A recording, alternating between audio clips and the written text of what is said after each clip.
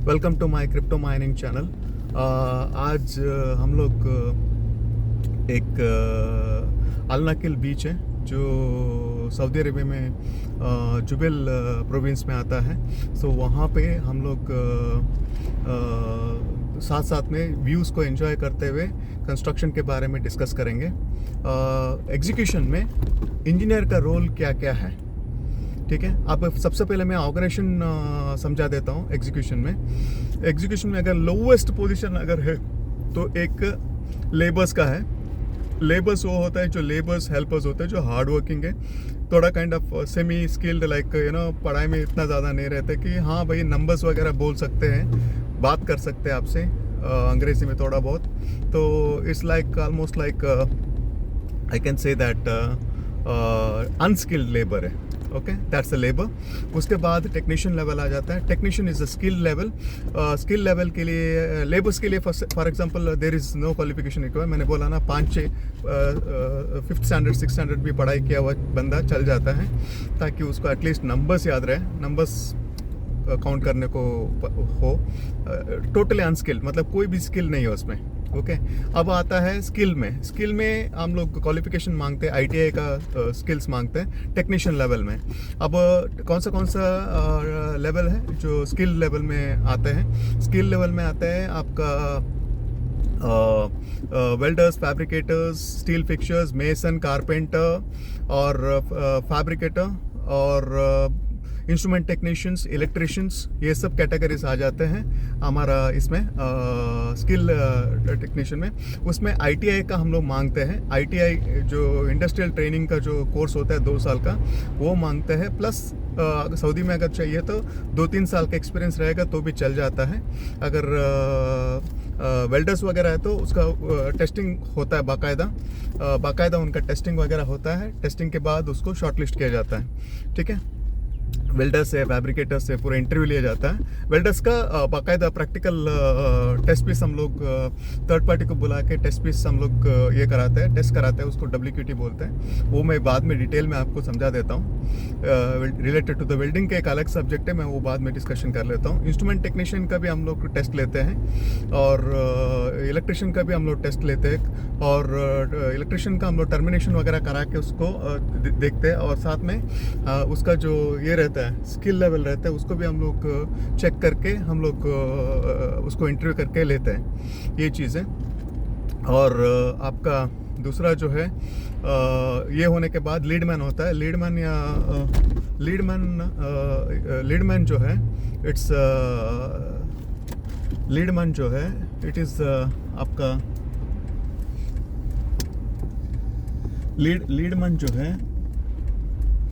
Leadman जो वो team को लीड करता है। सो लाइक एक टीम को लीड करता है, 4 बंदे का एक टीम होता है। तो वो क्या है बेसिकली, लीडमैन जो है वो टेक्नीशियन लेवल से ऊपर आया हुआ बंदा रहता है। टेक्नीशियन लेके काम करके 5 साल 10 साल काम करके वो लीडमैन बन जाता है। सिमिलरली फोरमैन कैटेगरी भी ऐसा रहता है कि टेक्नीशियन लेवल जो बंदा है वो अपग्रेड होके फोरमैन बन जाता है। उसको भी हम लोग कभी कभी ITI का सर्टिफिकेट मांगते हैं। ओके, उसके बाद आता है सुपरविजन में क्या क्या सुपरवाइजर्स का क्या क्या क्वालिफिकेशन के रिक्वायरमेंट है। सुपरवाइज़र बेसिकली इंजीनियर नहीं तो डिप्लोमा होल्डर्स आप पार्टिसिपेट कर सकते हो।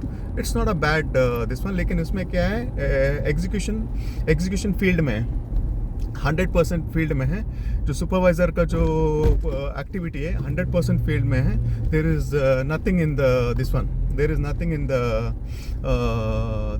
इन द ऑफिस। 100% अभी तक जो कैटेगरी में बोला, unskilled, skilled, foreman, leadman, foreman और सुपरवाइज़र कंप्लीटली इसमें है, क्या नाम है, कंप्लीटली फील्ड में है। उनका कोई ऑफिस में उनका कोई रोल्स नहीं है।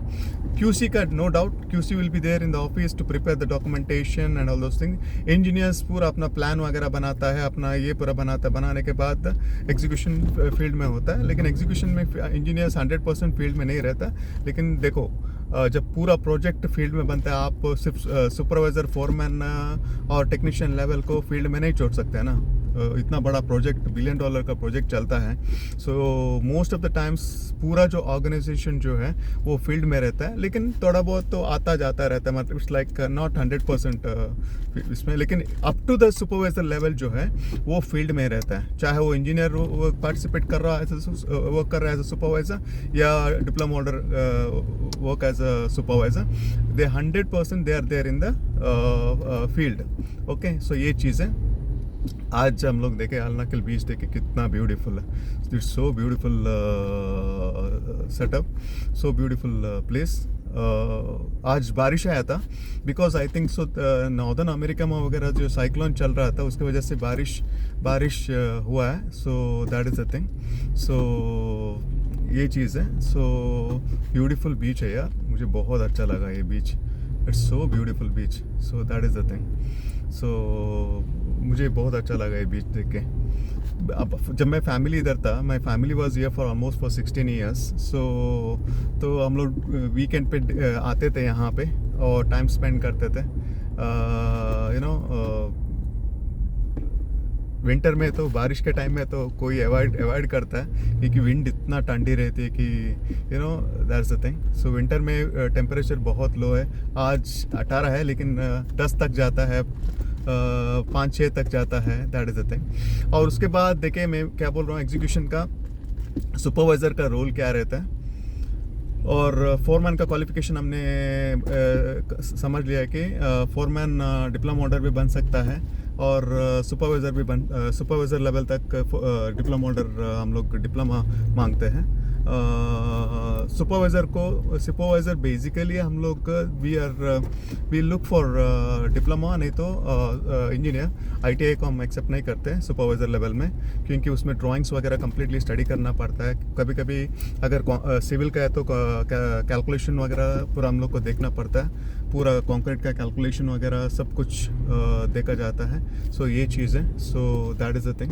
सो ये सब चीज़ हम ये करते हैं, वेरीफाई करते हैं, so that is the thing. और मैं फैमिली सेगमेंट में आया, इधर फैमिली सेगमेंट में वीडियो वगैरह अलाउड नहीं है, so that is the thing. So मैं घुमा देता हूँ गाड़ी को, कोई ऑब्जेक्शन करेगा तो अच्छा नहीं है किसी का फैमिलीज़ को रिकॉर्डिंग करना, it is not fair, so that is the thing. So चलो निकलो, गोरा है, पता नहीं क्या कर रहे हैं यहाँ पे, लेक्चरर होगा। और यार जीने के लिए बहुत बढ़िया प्लेस है यार, I mean it's beautiful place. कोई आपको कुछ किरकिर नहीं करेगा, आप अपने लाइफ जी रहे हो, यू नो। घोड़ा गाड़ी है तो मतलब कोई प्रॉब्लम नहीं है, आप इजीली गुड लाइफ आप स्पेंड कर सकते हो, सो that is the thing, so that is the thing. अभी देखिए आप कितना ब्यूटीफुल बीच है। और सुपरविजन में मैंने क्या बोला आपको कि क्वालिफिकेशन डिप्लोमा नहीं तो इंजीनियरिंग का रिक्वायरमेंट रहता है, चाहे वो सिविल का पोजीशन में सिविल सुपरवाइज़र है तो सिविल बीटेक नहीं तो BE नहीं तो diploma you look for, plus 3 से 4 साल का एक्सपीरियंस हम मांगते हैं सऊदी अरेबिया में। उसके बाद अगर इलेक्ट्रिकल है तो इलेक्ट्रिकल आजकल अलग अलग कैटेगरीज है यार, इलेक्ट्रिकल रॉ इलेक्ट्रिकल का इंजीनियरिंग है ही नहीं, EEE ENC पता नहीं क्या क्या करते हैं, लेकिन बेसिकली इलेक्ट्रिकल में electrical engineering, pure electrical engineering बहुत इम्पॉर्टेंट है, बहुत रोल है कंस्ट्रक्शन में, और दैट इज़ अ थिंग, ये चीज़ है। और आपका ये भी रहता है, क्या नाम है, I can say that electrical बाद इंस्ट्रूमेंट इंजीनियर में अगेन इंस्ट्रूमेंट इंजीनियरिंग का हम मांगते हैं सुपरवाइज़र के लिए। इंस्ट्रूमेंट इंजीनियर का qualification we look for that qualification. और दूसरा जो है आपका इलेक्ट्रिकल हो गया, इंस्ट्रूमेंटेशन हो गया, मैकेनिकल में मैकेनिकल इंजीनियरिंग मांगता है। मैकेनिकल सुपरवाइज़र पोजीशन के लिए लाइक फॉर एग्जांपल अगर rotary equipment, static equipments, fabrication, structural erection activities सब मैकेनिकल का अंडर में आता है। इक्विपमेंट इरेक्शन भी आता है, स्टैटिक रोटरी इक्विपमेंट दोनों, अलाइनमेंट और इंस्टॉलेशन, उसका सुपरविजन के लिए we look for mechanical engineer, नहीं तो diploma plus 3 to 5 years of experience हम लोग देखते हैं। देखिए सिलेक्शन क्राइटेरिया कैसा रहता है, जो मैं जब सिलेक्शन क्राइटेरिया सेट करता हूँ, because I am the project manager, मैं अपने लिए टीम मंगाता हूँ, तो जाहिर है मुझे किस तरह का टीम चाहिए होता है। मुझे चाहिए होता है कि थोड़ा बहुत हाईली एक्सपीरियंस बंदे लो, साथ में फ्रेशर्स भी चाहिए होता है। Age limit between 25 to 35। Okay, देखो सिलेक्शन क्राइटेरिया देखो 25 to 35, यानी कि अगर मैं 35 का बंदे को लेके आता हूँ, मेरा ऑर्गेनाइजेशन पे वो 10 साल लगाएगा, वो 45 हो जाएगा। ठीक है, इसके लिए हम लोग क्या करते हैं कि 40 से बिलो 40 का हम लोग शॉर्ट लिस्ट करते हैं। वजह इसीलिए क्योंकि वो हमारा कंपनी में आने के बाद 5-10 साल लगाएगा ना, तो उतना तो गैप रहना चाहिए उसके पास कि 5-10 साल लगाने के बाद उसका 50 साल हो जाता है। अगर मैं उसको 45 में बंदे को लेके आऊँगा तो 5 साल में वो 50 का हो जाएगा।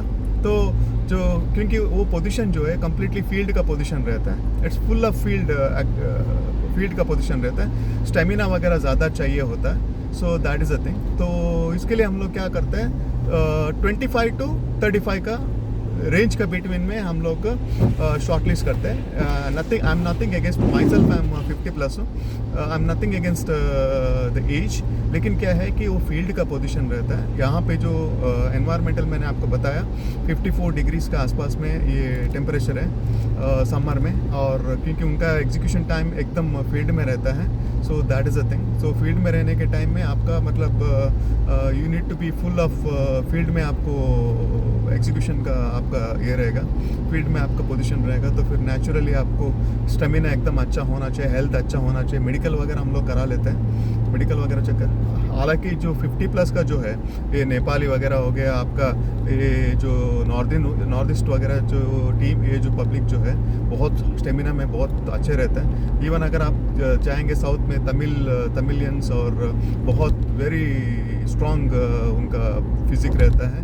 सो उसमें डेफी में जाते हैं, डेफी नहीं जाता है, देखते हैं डेफी डिस्ट्रिक्ट। सो अच्छा उनका फिजिक अच्छा रहता है, so that is a thing. तो ये चीज़ है। सो अरे यार मैं आज एक भूल गया था, आपको एक पहाड़ दिखाने का था। लेट मी चेक वो दरिन हिल्स कहाँ मिलता है करके मैं चेक कर लेता हूँ। दरिन हिल्स के आने के बाद देखते हैं कहाँ जा रहे हैं हम लोग। लेट्स सी, जाते जाएंगे कहीं ना कहीं तो पहुँच जाएंगे। ये चीज़ है यहाँ पे। सो ये है कि सुपरविजन में मैंने बताया, क्राइटेरिया बताया, क्वालिफिकेशन बताया, एज लिमिट बताया, कैसे हम लोग शॉर्टलिस्ट करते हैं, तो ये भी पता है। वो पर्टिकुलर फील्ड का एक्सपीरियंस हम लोग मांगते हैं। उसके बाद आपका आ जाता है engineer position in the execution में इंजीनियर का क्या रोल रहता है, ये एक बार हम लोग डिस्कस करेंगे, क्योंकि ये बहुत इम्पोर्टेंट सब्जेक्ट है कि इंजीनियर का रोल इन एग्जीक्यूशन में इंजीनियर का रोल कैसा रहता है। ये चीज़ को डिफाइन करना, समझना बहुत ज़रूरी है। और देखो कितना अच्छा फ्लाईओवर्स है, कितना अच्छा ग्रास ये करा के रखा है, देखो। सो दैट इज़ द थिंग। हो सकता है कि वो कारपेट है, मुझे लगता है वो कारपेट के जैसा दिख रहा है, that's a carpet not the grass, लेकिन क्योंकि ऐसे बना के रखा है दिखने के लिए ना, लाइक आर्टिफिशियल टाइप। बाकी ये पेड़ वगैरह पूरा रियल है, देख लो। So this is the thing. और कहाँ यार,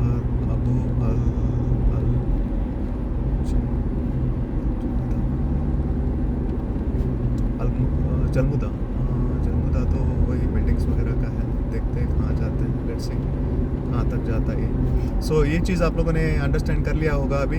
डिप्लोमा होल्डर जो 4 मैन कैटेगरीज है उसमें हम लोग डिप्लोमा मांगते हैं, नहीं तो फिर ITI मांगते हैं। और जलमुदा डिस्ट्रिक्ट मैं नहीं जाना, तरीन हिल्स जाने का था, टेफी भी जाने का था, पता नहीं मिस कर दिया शायद मैं। स्टेट कोई मसला नहीं, चलो सीधा सीधा चलते हैं।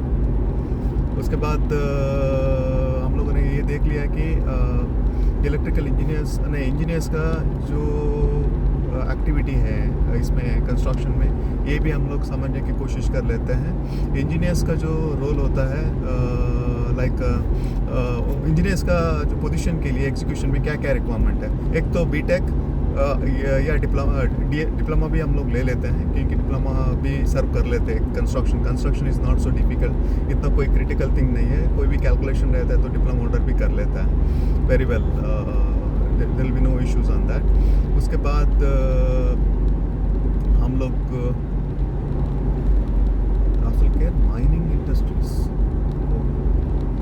आ गया यार, पता नहीं कहाँ गया, समझ में नहीं आ रहा। सो दैट इज़ अ थिंग।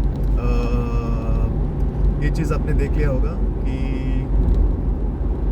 क्योंकि बहुत मैंने कवर कर लिया, वो बीच वगैरह जो कवर कर लिया मैं ये नहीं करना चाहता हूँ, ये वीडियो को मिस नहीं करना चाहता, क्योंकि बहुत मुश्किल से मैंने वो पार्क एरिया को कवर किया है। So that is a thing. Engineering category के लिए हम इंजीनियर्स को बैचलर इंजीनियर्स का ये रहता है, बैचलर इन इंजीनियरिंग हम लोग रिक्वायरमेंट रहता है, प्लस 3 to 5 years का एक्सपीरियंस हम मांगते हैं। So that is a thing. So ये सब चीज़ है। तो उसके बाद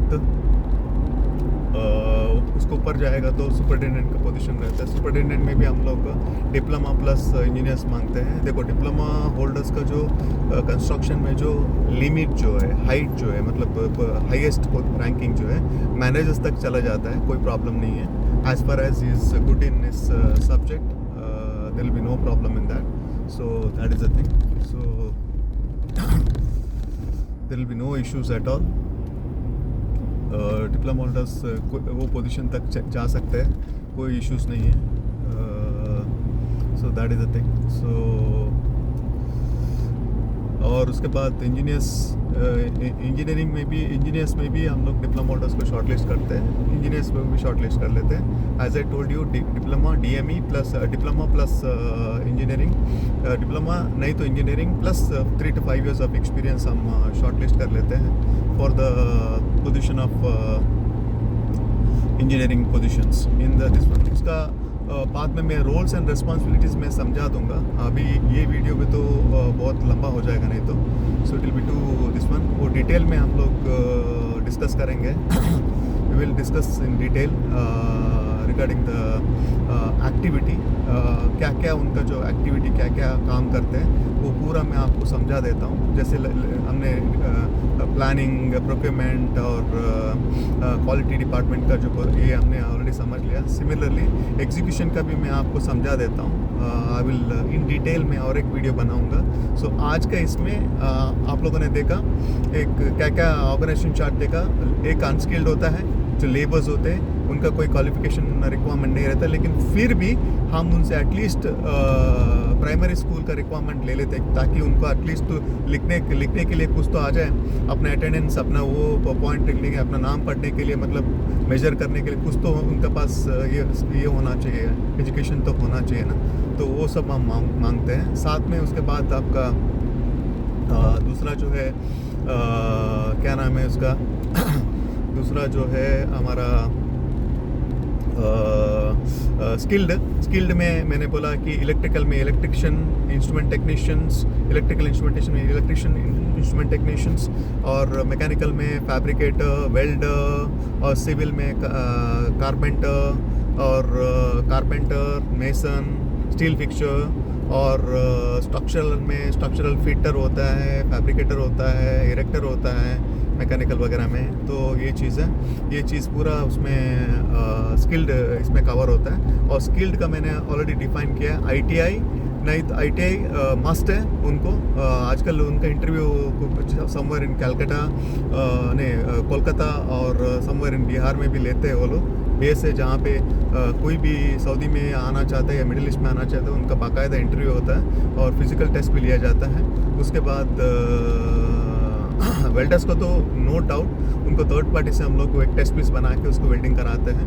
इंस्ट्रूमेंट टेक्नीशियन का वगैरह फिजिकली वहाँ पे उनको टर्मिनेशन वगैरह कराया जाता है। इलेक्ट्रिशियन का भी सेम उसको बाकायदा उसको टर्मिनेशन वगैरह कराते हैं, सब कुछ करा के चेक करते हैं। उसके बाद नेक्स्ट वन इज़ पोजीशन है फोरमैन का। फोरमैन का मैंने आपको बोला है, फोरमैन का जो हम लोग शॉर्टलिस्ट करते हैं ITI plus 3 to 5 years of experience, ITI plus 3 to 5 years of experience, ये कैटेगरी को हम लोग शॉर्टलिस्ट करते हैं as a foreman. Foreman category में आई रिक्वेस्ट, फोरमैन कैटेगरी में कोई भी इंजीनियर नहीं जाना चाहिए, शुड नॉट बी, क्योंकि वो उनका है ITI वालों का उनका ये है पोजीशंस है। And diploma and engineers should not go in the foreman level. Okay, leadman and foreman level में सिर्फ और सिर्फ ये होना चाहिए जो ITI वाला हम लोग शॉर्ट लिस्ट करते हैं।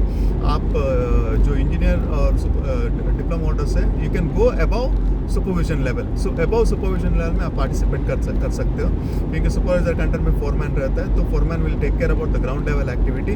तो आप अपना proper scope of work study करके आप उसको एग्जीक्यूशन के लिए दे सकते हो। So these are the things you can take care. Please don't go for engineers should not apply for foreman level categories, so please take care of these things. उसके बाद आता है आपका सुपरविजन में, as I told you, diploma और engineer plus 3 to 5 years of experience. और आपका superintendent level में भी डिप्लोमा प्लस इंजीनियर्स, डिप्लोमा नहीं तो engineer plus 3 to 5 years of experience, या 5 to 6 years ऑफ एक्सपीरियंस, या 5 to 10 years ऑफ एक्सपीरियंस हम मांगते हैं। उसके बाद आपका आ जाता है आपका इसमें क्या नाम है, मैनेजर कैटेगरी में अगर चला जाता है तो कंस्ट्रक्शन मैनेजर, सुपरिटेंडेंट के बाद construction manager. Okay, construction manager में भी हम लोग डिप्लोमा नहीं तो ग्रेजुएट इंजीनियर का हम लोग up to 5 to 10 years, 10 to about 10 years of experience हम मांगते हैं। उसके बाद site managers, again site manager position में भी हम लोग डिप्लोमा प्लस ये एक्सेप्ट कर लेते हैं, 10+ years ऑफ एक्सपीरियंस हम एक्सेप्ट कर लेते हैं। लेकिन प्रोजेक्ट मैनेजर का जो पोजीशंस है ज़्यादातर एक्सेप्ट नहीं करते diploma holders, they will go for only the graduate engineers plus 10 to 15 years of experience. मतलब उसके पास प्रोजेक्ट एग्जीक्यूट करने का पक्का उसके पास ये होना चाहिए, एक्सपीरियंस होना चाहिए। तो that is a thing, diploma holders पे एक्सेप्ट कर लेते हैं। अगर आपने अपना कैरियर में लाइक 30+ years में अगर मैनेजर कैटेगरी से आपने स्टार्ट किया, प्रोजेक्ट एग्जीक्यूट किया, तो एक्सेप्ट कर लेते हैं as a project manager. Project manager में क्या होता है कि आपको पूरा प्लानिंग में आपका पार्टिसिपेशन है, प्लानिंग, कॉस्टिंग और जो डेली बेसिस पे जो प्रोग्रेस को ट्रैक करना होता है और प्लान करना होता है कि अपकमिंग लुक अहेड स्केड्यूल बनाना होता है महीने का, हर एक महीने का, ये महीने में आप कितना % आपको कवर करना है और क्या क्या एक्टिविटी को आपको कैप्चर करना है, ये चीज़ को आपको डेली बेसिस पे आपको फॉलो करना है। ये प्रोजेक्ट मैनेजर का रोल रहता है। So these are the things you need to make a planning. उसके बाद साइट मैनेजर का रोल होता है। साइट मैनेजर प्रोजेक्ट मैनेजर एक बार एलोकेट कर दिया कौन सा यूनिट को हैंडल करना है, मतलब प्रोजेक्ट बोलेगा तो बहुत बड़ा उसमें डिविजन्स रहते हैं।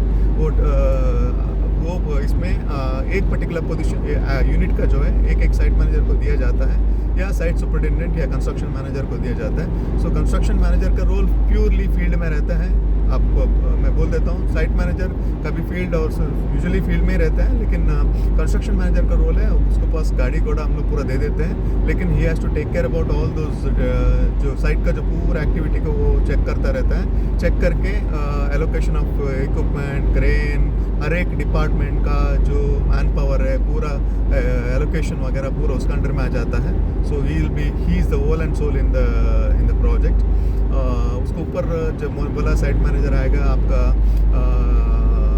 प्रोजेक्ट मैनेजर हो गया। सो देर ऑल हायरार्की है, directly dealing with the clients. Okay, ये सब चीज़ें हैं। और बहुत सारा अलग अलग डिपार्टमेंट जो है, लाइक सेफ्टी का डिपार्टमेंट का मैंने अभी डिस्कशन नहीं हुआ, सेफ्टी इसमें हम लोग डिस्कस करेंगे। एक बहुत इम्पॉर्टेंट डिपार्टमेंट है, health safety and environmental department, HSE department, बहुत ही इम्पॉर्टेंट डिपार्टमेंट है। You need to understand role and responsibility of the safety. उस सेफ्टी का हम अलग से एक वीडियो बनाएंगे। So that is a thing. आज I hope this is okay. Already 24 minutes हो गया. We are done with this one, today's this one. Okay, thank you. अच्छे से रहिए, खुश रहिए, हेल्थ का अच्छा मेंटेन कर लीजिएगा और थिंक पॉजिटिव. और देखो, मैं एक बात बोलता हूँ, फ्रेश इंजीनियर्स को मैं एक बात बोलता हूँ और डिप्लोमा होल्डर्स को भी. हर एक ऑर्गेनाइजेशन में there is a need of good engineers, good supervisors, good workers, good technicians. हर एक, इवन उनके पास बंदे रहते हैं लेकिन all are not so good. Okay, हम काम चलाते रहते हैं, बट एक्चुअली हमारे पास एक अच्छा टेक्नीशियन आता है, मिलता है, अच्छा सुपरवाइजर मिलता है, अच्छा इंजीनियर मिलता है, हम उसको कभी नहीं छोड़ते. We will never leave them. लेकिन ये जो हम काम चलाओ के लिए हम लेके रखा हुआ है, जैसे हमको अच्छा ये मिल जाता है हम उसको सरका देते हैं, मतलब उसको ड्रॉप कर देते हैं. सो ये मत सोचिएगा कि एक कंपनी में बहुत सारे लोग काम कर रहे होते हैं and company is happy with those people. No no no no, not at all. आपका स्किल बढ़ाइए, आपका डिसिप्लिन में मेंटेन कीजिए, और हर एक जहाँ पे भी आप काम कर रहे हैं प्रोडक्टिव रहिए. आप don't be a non productive employee, be a productive employee. हर एक डिपार्टमेंट में, हर एक कंपनी में रिक्वायरमेंट रहेगा. Okay, take care, thank you.